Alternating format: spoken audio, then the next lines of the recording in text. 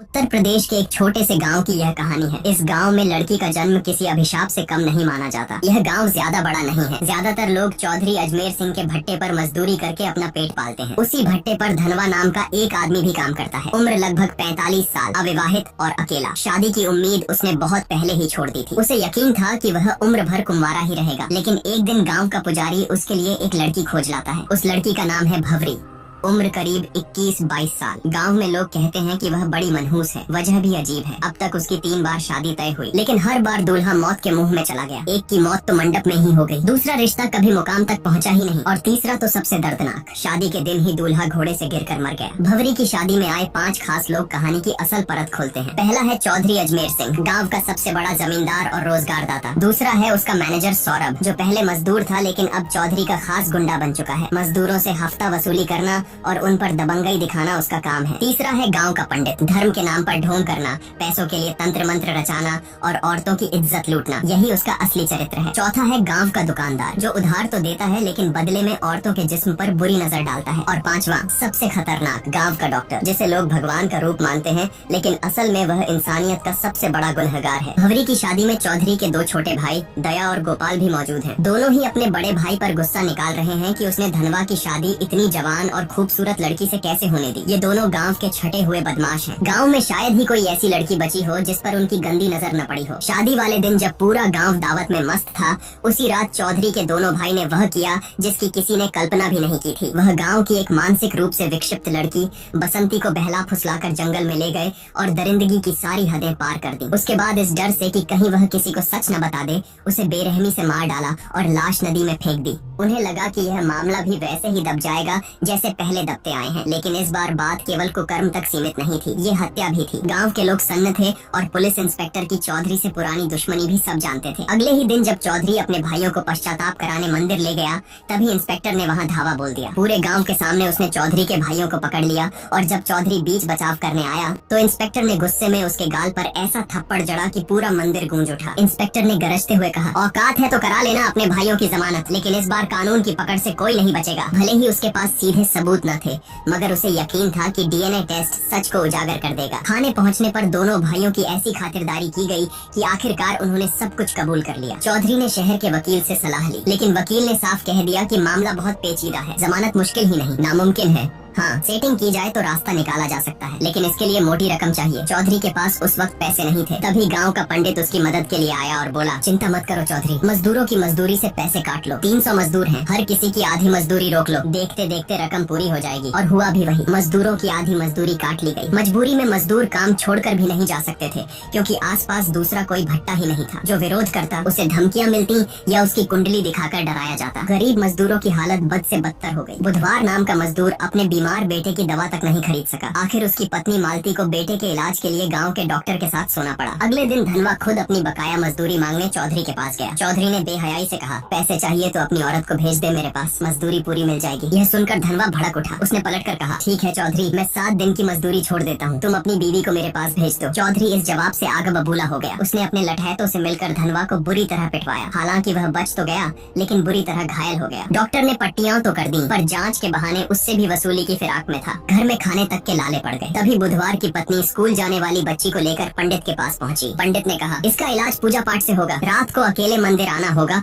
और वह भी सिर्फ एक वस्त्र में। जब उसने यह बात अपने पति को बताई तो उसने गुस्से में कहा, अगर पूजा से बीमारी ठीक होती तो दुनिया में डॉक्टरों की जरूरत ही न पड़ती। पंडित के मन में क्या गंदगी पल रही है, मैं सब समझता हूँ, इस ढकोसले में मत पड़ना, बच्चा अपने आप ठीक हो जाएगा। उस रात पुजारी देर तक मंदिर में इंतजार करता रहा। गाँव के लाला ने यह देखकर पंडित का मजाक उड़ाया। पंडित तिलमिला उठा। यह सुनकर डॉक्टर ने ठंडी सांस भरते हुए कहा, चिंता मत करो, अब देखना मैं क्या करता हूँ। अगले दिन डॉक्टर ने चौधरी की मदद से पंचायत बुलाई। पूरे गांव के सामने उसने हाथ में एक मेडिकल रिपोर्ट लहराई और बोला, गांव में महामारी फैलने वाली है और इस बीमारी का कारण है धनवा। लोग सन्न रह गए। बीमारी का नाम किसी ने सुना नहीं था, लेकिन रिपोर्ट देखकर सभी डर गए। गांव अनपढ़ और अंधविश्वासी था, इसलिए डॉक्टर और चौधरी का झूठ आसानी से सच मान लिया गया। भीड़ में खुसुर फुसुर होने लगी। नतीजा यही निकला कि धनवा को गाँव से बाहर निकाल दिया गया। बेचारा धनवा गाँव के बाहर एक टूटी फूटी झोपड़ी बनाकर रहने लगा। उसने भवरी को भी खुद से दूर कर दिया ताकि उसे भी ये बीमारी न लग जाए। भवरी अकेली पड़ गई। गाँव में अब उसके लिए जीना और भी मुश्किल हो गया। काम की तलाश में उसने चौधरी के भट्टे का रुख किया, लेकिन वहाँ उसकी जिंदगी नरक से भी बदतर थी। मजदूरों और लठैतों की नजरें उसके जिस्म पर गिद्ध की तरह टिकी रहती। इसी दौरान मुंबई से एक जवान लड़का गाँव आया। वह मजदूरों की हालत पर डॉक्यूमेंट्री बना रहा था। उसकी देखभाल का जिम्मा भवरी को दिया गया। खाना पकाना, सफाई करना। शूटिंग पूरी होने के दिन मूसलाधार बारिश हो रही थी। लड़के को छोड़ने जाते वक्त रास्ते में दोनों भीग गए और अंधेरे में एक दूसरे से लिपट गए। भवरी को लगा कि यह पल किसी ने नहीं देखा,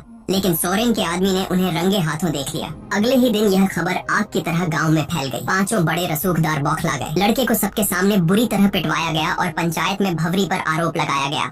तमाशा देखने वालों में धनवा भी शामिल था। वह भवरी पर टूट पड़ा और बोला, तूने मुझे धोखा दिया है, अब हमारा कोई रिश्ता नहीं। अब भवरी पूरी तरह अकेली हो गई, न पति का सहारा न गांव का। दिन रात अपमान झेलने के बाद उसने वही रास्ता चुना जो गांव उसके सामने धकेल रहा था। उसने चौधरी और उसके चमचों को संदेश भेजा, अब मैं वही करूंगी जो तुम चाहते हो, लेकिन मेरी कीमत बाकी औरतों से 7 गुना होगी। पहले तो सबने इसे अनसुना किया, मगर रात गहराते ही पांचों रसूखदार बारी बारी से उसके घर पहुँच गए। बोली लगनी शुरू हुई। आखिरकार सबसे मोटी रकम लेकर एक ने भवरी का धंधा शुरू किया और यहीं से गांव की हवस की भूखी भीड़ टूट पड़ी। भवरी अब गांव की लानत नहीं, गांव की सबसे महंगी औरत बन चुकी थी। डॉक्टर से लेकर पुजारी तक, चौधरी से लेकर मजदूरों तक, हर कोई उसके जिस्म का सौदा करने लगा। जो औरत अपने अधिकार के लिए लड़ सकती थी, वही अब पूरे गांव की हवस का खिलौना बन गई। अब गांव में यह सब आम सी बात हो गई थी। भवरी की इज्जत बिक चुकी थी और कोई रोकने टोकने वाला नहीं था। उधर चौधरी अपने भाइयों की जमानत के लिए वकील के पीछे भाग दौड़ कर रहा था, लेकिन किस्मत को कुछ और ही मंजूर था। पैसे देने के बावजूद तभी जज का तबादला हो गया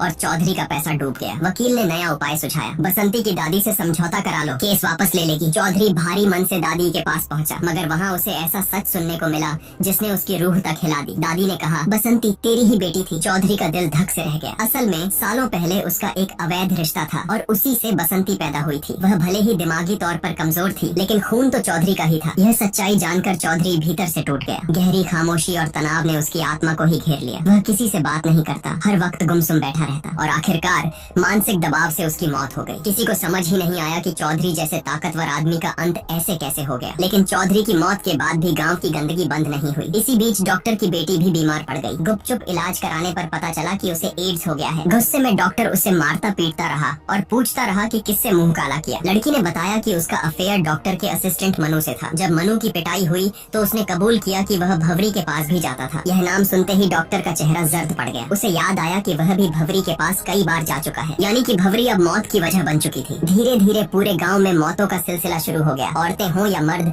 सबकी हालत बिगड़ने लगी। जब मीडिया तक यह खबर पहुंची कि गांव में महामारी फैल रही है, तब 100 से ज्यादा शवों की जांच की गई। रिपोर्ट सामने आई तो एड्स का पता चला। गांव में हाहाकार मच गया। अब लोग किसे दोष दें? सबकी उंगलियां धनवा की तरफ उठी, क्योंकि वही था जिसे सालों पहले एड्स की बीमारी हुई थी। गुस्साए गाँव वाले उसे पीट पीट कर थाने ले गए, लेकिन जब उसका खून टेस्ट हुआ तो सच्चाई सबके सामने आई। धनवा को कभी बीमारी थी ही नहीं। असल में डॉक्टर ने पंचायत में झूठी रिपोर्ट दिखाई थी। असली बीमारी भवरी तक पहुंची थी उस मुंबई वाले लड़के से जो डॉक्यूमेंट्री शूट करने आया था। वहीं से यह जहर पूरे गांव में फैल गया। अब गांव वालों का गुस्सा फट पड़ा। सच्चाई जानकर उन्होंने डॉक्टर, लाला, पंडित और सोरेन को घेर लिया। पुलिस ने भी आंखें मूंद लीं और उस दिन पूरा गांव भेड़ियों की तरह उन पर टूट पड़ा। उन्हें इतना मारा गया कि वहीं तड़प तड़प कर उनकी मौत हो गई। उधर धनवा को जब यह पता चला कि भवरी भी उसी बीमारी की चपेट में है, तो वह उसे आखिरी बार देखने गया, लेकिन तब तक भवरी की मौत हो चुकी थी। धनवा ने भारी दिल से उसकी चिता सजाई और पूरे सम्मान के साथ अंतिम विदाई दी। यह पूरी कहानी यही बताती है कि अपने कर्मों से कोई नहीं बच सकता। जो जैसा बोता है वैसा ही काटता है। कुछ समय के लिए बुराई जीतती हुई जरूर दिखती है, लेकिन अंत में उसका अंजाम हमेशा बुरा ही होता है। और इसी कड़वे सच के साथ यह कहानी खत्म होती है।